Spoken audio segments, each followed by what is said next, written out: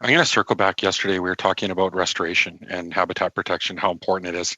I'll give you an example. I've got a project in my riding, and I've talked to you about it, Kus-kus-sum.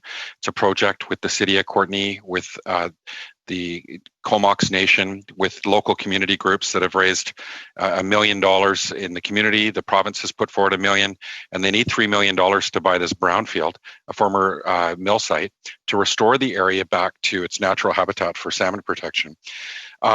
However, this is one of the most important projects on Vancouver Island, and this group's getting told, well, there's no program in DFO to help them, that they should go to ISK, and then ISK tells them to go to ECC. They're getting bounced around. Yet the government can find an extra $35 million for Big Bar, which we support. This has to happen. But what we don't support is when they can find $17 billion for a pipeline, but they can't find $1 million to save this project. The deadline was supposed to be the end of the month to buy this property, and instead it's been moved to the end of August. We're looking at losing a really important project not just for salmon, but for reconciliation.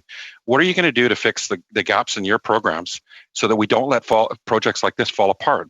And the province is going to end up with their $1 million back. They've vetted it. They know it's a good project. Mr. Johns, as we've had this discussion before, I think it's important to recognize that DFO does have a suite of programs, that this does not fall into them. We have had the conversation with regards to being involved with environment and climate change on this.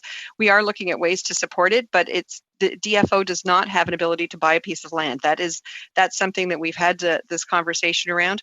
If this is something that we can continue to look at, but at this point, there is no programs available for this. There are no programs available for this specific project.